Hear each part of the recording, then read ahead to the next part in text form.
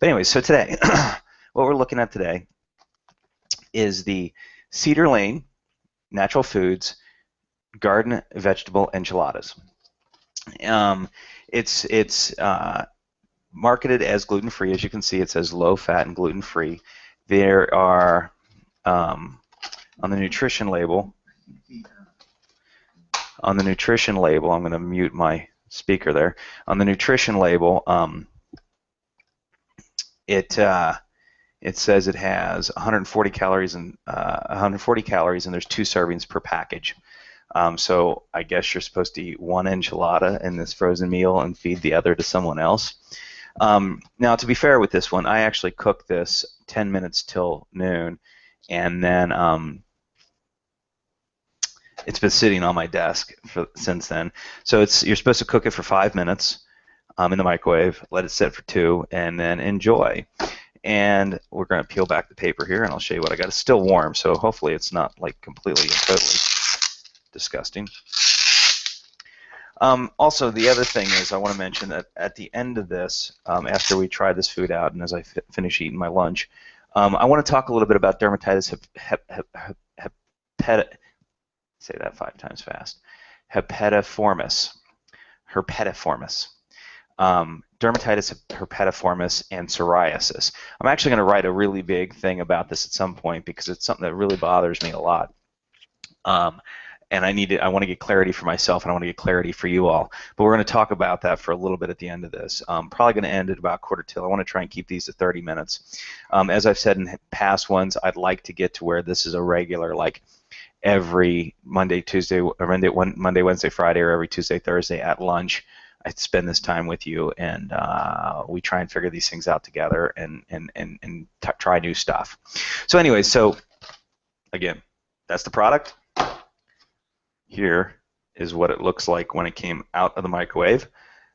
It looks better than the lasagna that I've had. That was a frozen lasagna that was supposed to be gluten-free.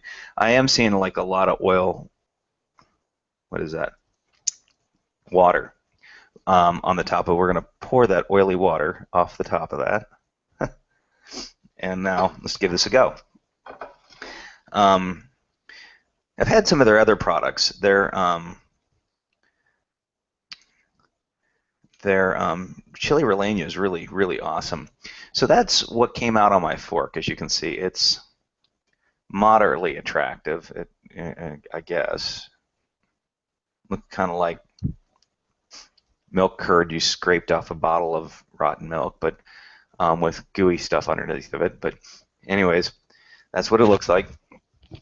Make sure I'm not on mute here. Nope. And let's go here.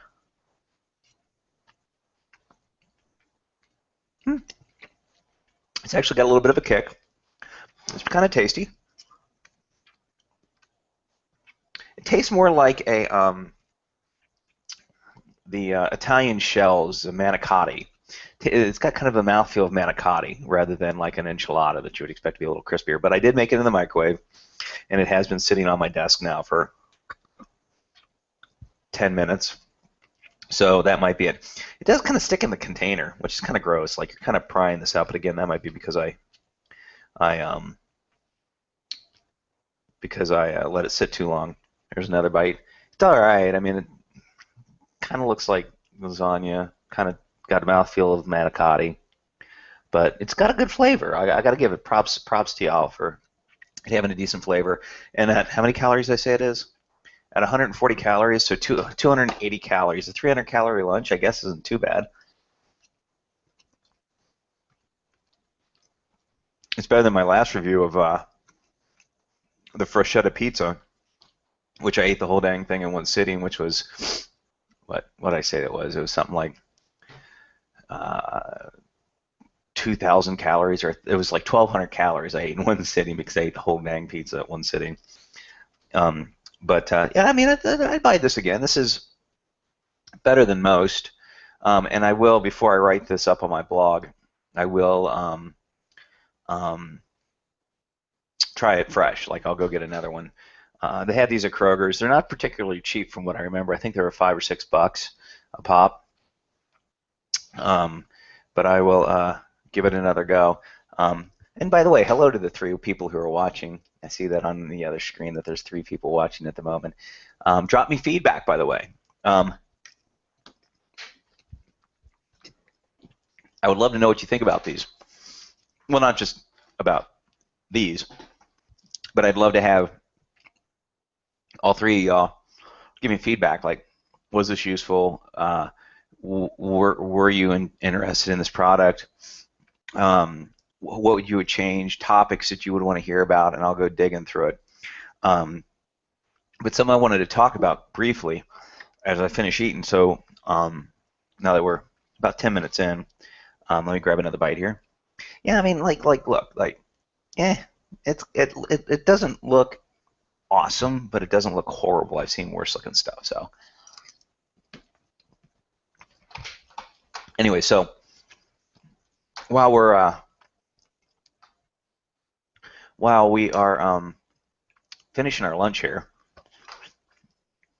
I wanted to share my screen with you. Let me make sure. I'm going to pause for a second and take another bite while I wait to see that it comes up on the other screen, since it's slightly delayed.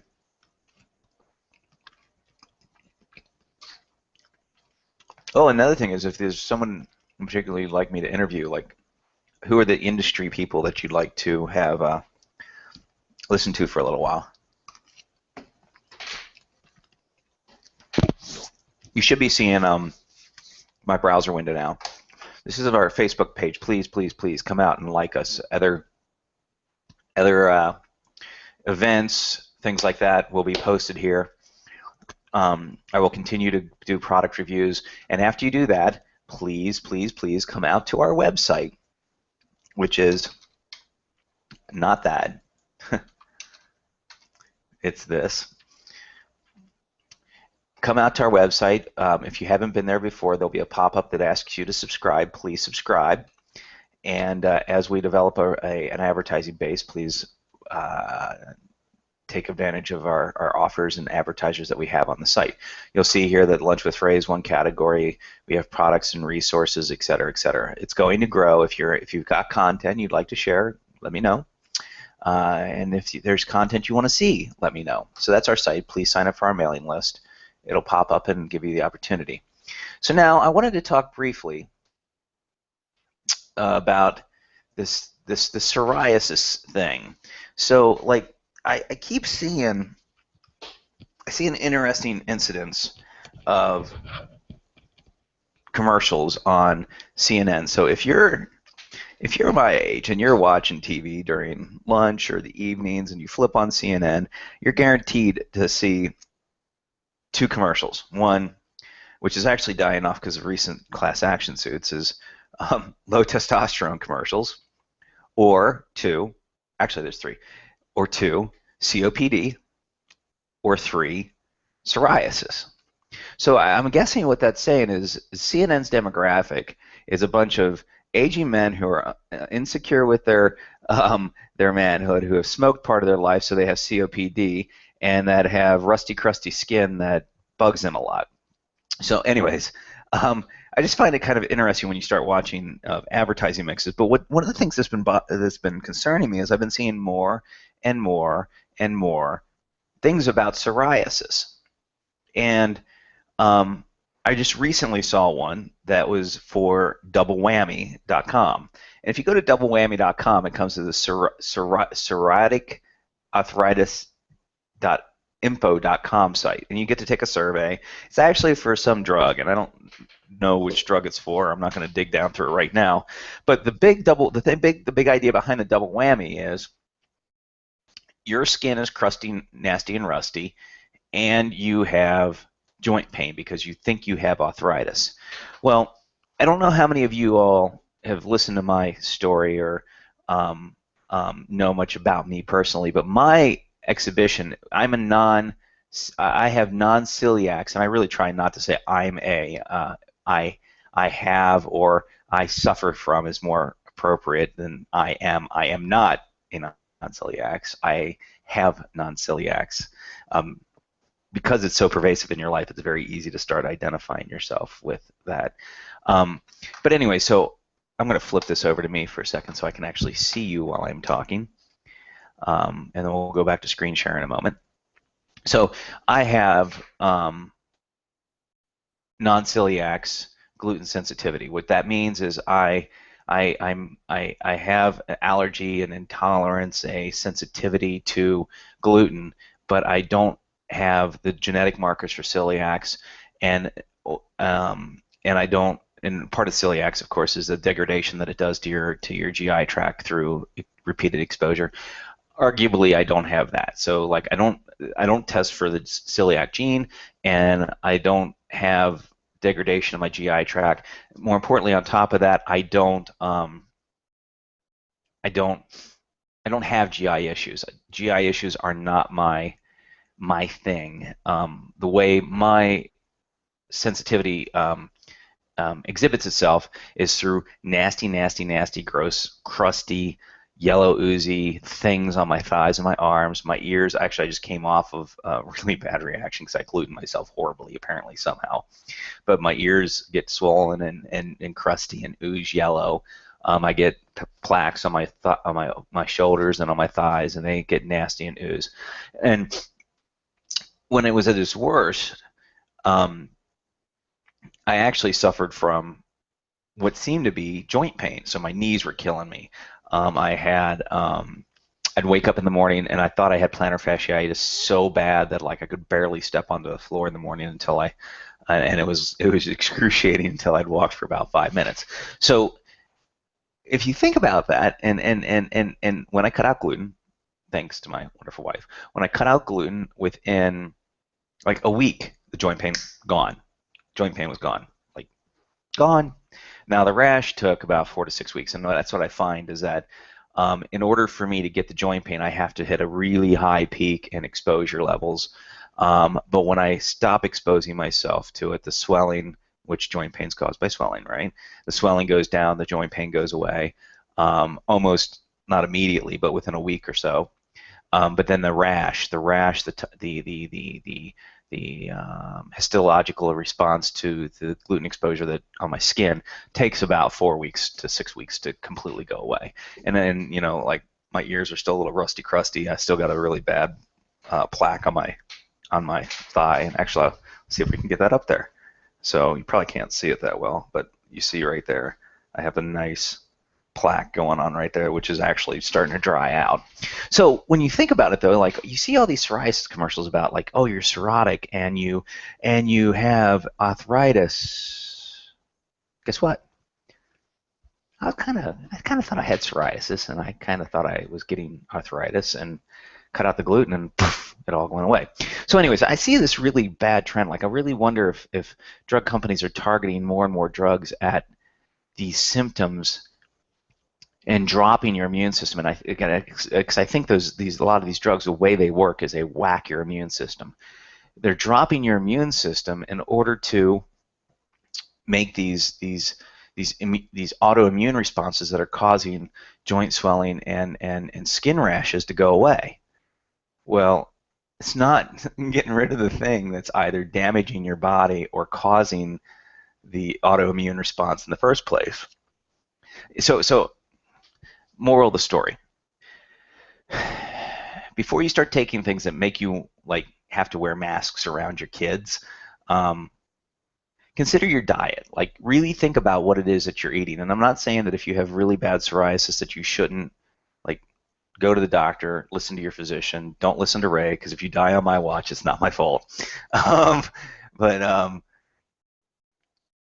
think about it. Like, think about what you're putting in your mouth. Are you putting a lot of grains in your mouth? Are you putting things in your mouth that are causing this? Because let's think about this for a second. I'm going to go back to screen share because I actually jumped ahead quite a bit. Let's see here. We're going to go full screen there. You should be seeing my screen share now. So I'm going to go ahead and start talking through this, and if I find out that you're not seeing my screen share, I'll go back. So this thing called dermatitis herpetiformis, and I'll tell my whole story another time, but this is what it turns out that I had, and nobody knew. And what's mildly frustrating is, well, it was discovered in 1884, but a dude in 1967 associated it with gluten, although he didn't know how or why. It got associated with gluten. Nobody knew that. So in going down this path, I had this rash. It exhibited similar to that. Mine didn't look like that, but exactly. But this is a known thing. And so then if if that's what psoriasis, I mean, look at that. It looks similar to psoriasis. And if it gets bad, it starts raising into a plaque, and you also get nice oozy blisters and stuff like that. I mean, you can. I'm not going to expose you at lunchtime to Google Images, but you can go out to Google Images and Google dermatitis herpetiformis, and you'll see like what these things look like. Well, if you start and then you start thinking about the drug industry that's popping up around this. I mean, you see commercials for Humira all the friggin' time. You see commercials for Stellara all the friggin' time. You now see commercials for this doublewhammy.com. You see all these things, and it makes you wonder, like, is it that I'm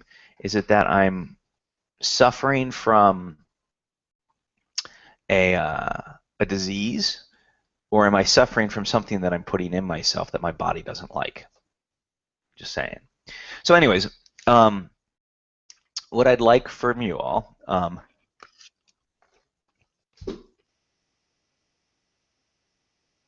soon as I take a bite, what I'd like from you all, and we're going to cut this short today a little bit, is a couple of things. One, like us on Facebook. Two, sign up for our mailing list. Three, let me know what you think. Ray at antiglutenguy.com. So there's antiglutenguy.com. It's just Ray at. Send me an email and let me know your thoughts around this and around this venue. Then give me some feedback on this topic. Like, am I being stupid that I think that this high incidence of psoriasis and arthritis maybe is correlated to the stuff that we're shoving in our faces? Yeah, and then other feedback topics, whatever. So just reach out to me, like help me connect with you, and then reach out to me and tell me about you, about your plight, about what you think about these topics, and about what kind of topics you'd like me to talk about. So anyways, I'm going to cut off the idle rambling for the day and finish my lunch. Again, the product was Cedar Lane garden vegetable enchiladas. The way it came out, I'd probably give it 3 stars. I might try and recook it and see if it comes out better, and it probably will get 4 stars fresh, but as is 3 stars because mouthfeel could be a little bit better. Yeah, check it out. Oh, next time I'm going to talk about these pills I found called gluten cutters. They're little pills that you take supposedly when you eat gluten, and it's supposed to eradicate it. So we'll talk about that. The next one will likely be, since today's Thursday, the next one will likely be on Tuesday of next week. So Tuesday the 24th. So anyways, thanks so much for joining the Gluten-Free Lunch with Ray, and I look forward to hearing your feedback and making this better and better for you as time goes by. Thanks a lot.